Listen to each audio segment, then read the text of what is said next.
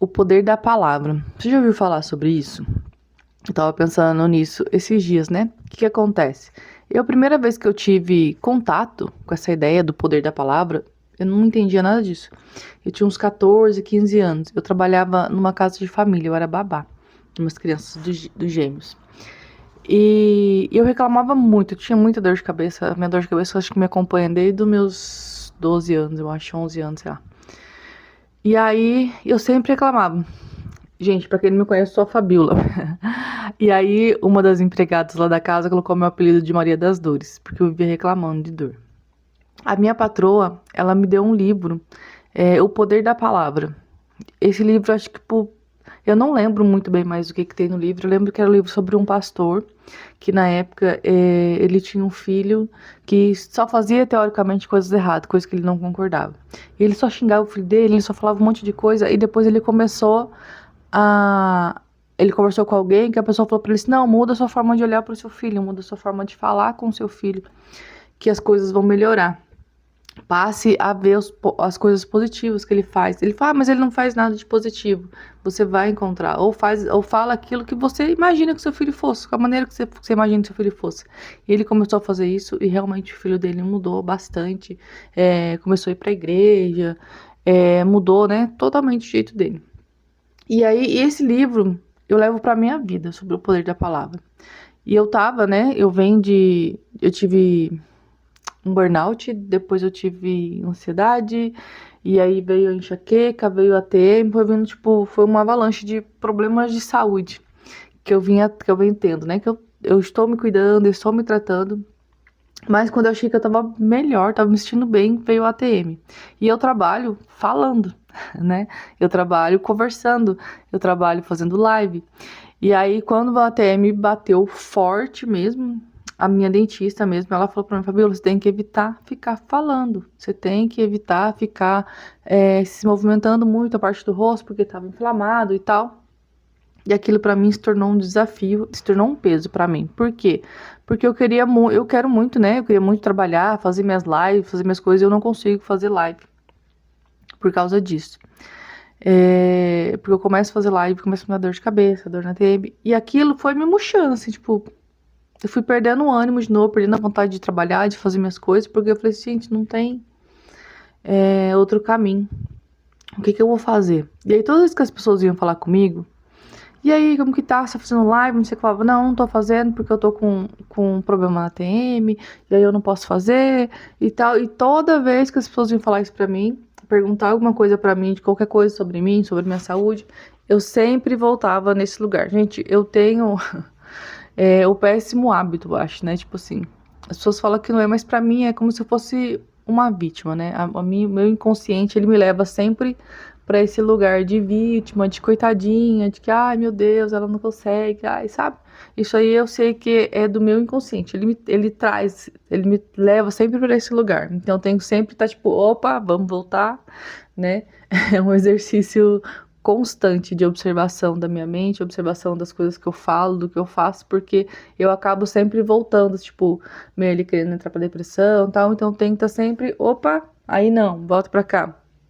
E aí eu fui percebendo que eu fui ficando muito pra baixo, focando muito na minha dor, nos meus problemas e tal. Isso foi travando a minha vida geral, em tudo.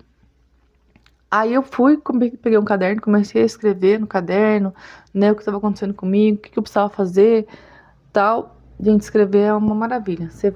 Isso abre a sua mente. Eu fui colocando o que eu precisava fazer e uma das coisas que eu precisava fazer era parar de reclamar da minha dor. Porque a dor, o problema, ele existe.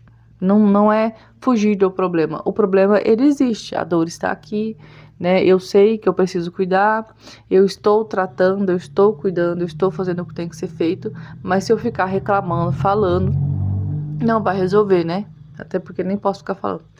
Mas aí eu decidi, não vou mais reclamar da minha dor, da TM. Não vou falar mais nada. Quando alguém me perguntar, eu vou falar, não fiz. Pronto, não vou. E eu fiz esse propósito comigo, assim, à noite. E esqueci, gente. Eu faço essas coisas, depois eu esqueço.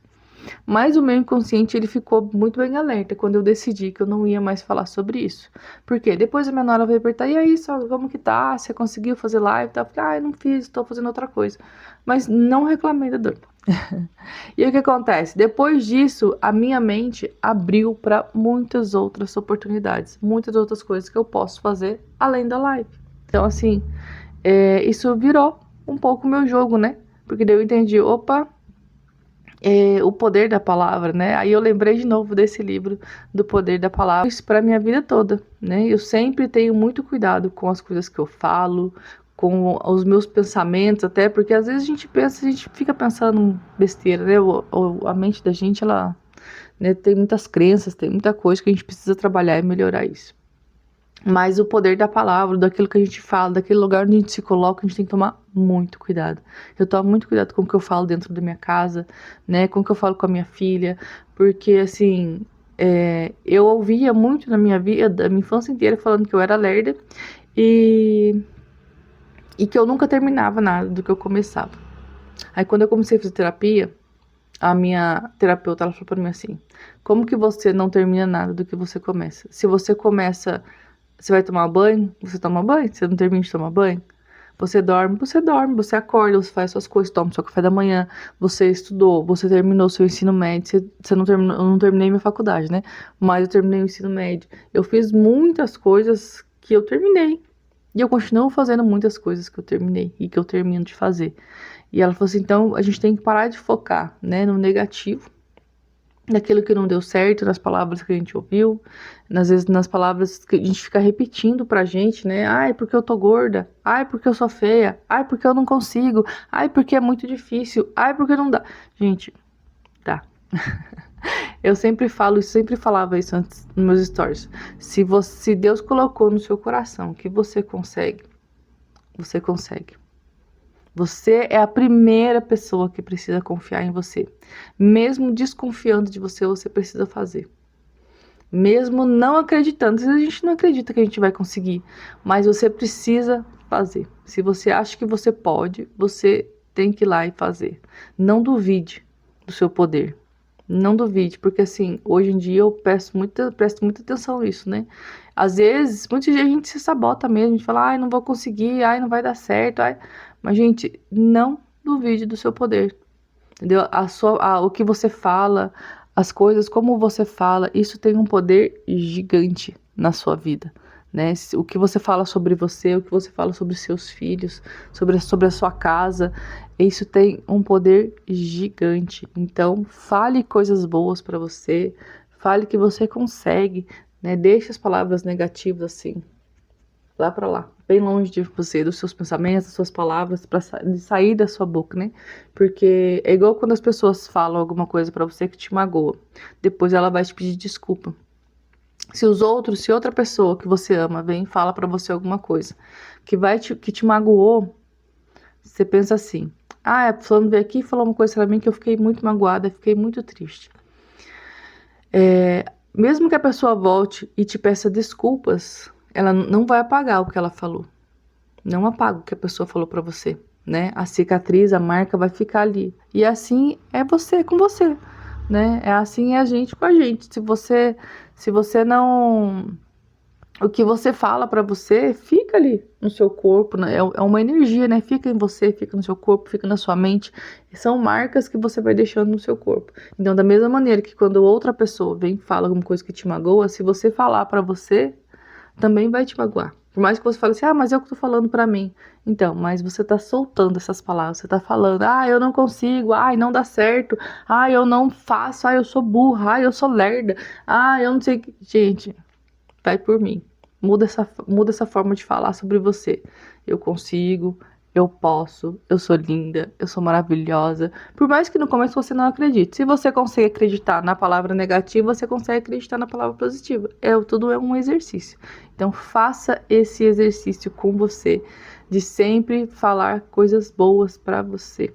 Né? O jardim, ele só cresce, as plantas, as flores, elas só crescem quando a gente começa a regar, quando a gente começa a cuidar. Então a gente tem que fazer isso com a gente começar a cuidar, a regar o nosso jardim interno, para que a gente floresça, para que a gente fique bonita, para que a gente fique bela, para que a gente fique mais leve, que a gente fique com mais saúde, que a gente não adoeça. Então isso é essencial, tá bom? Hoje foi o recadinho de hoje. Para quem não me conhece, eu sou a Fabiola. Aqui eu compartilho as minhas experiências de vida, as minhas histórias, as coisas que acontecem, o que eu acho que é importante, a minha superação. Eu compartilho aqui com vocês esse canal. Então, se você gostou, se você gosta desse tipo de assunto, comenta aqui, curte, me segue se você sentir vontade. E até o próximo vídeo. Beijo!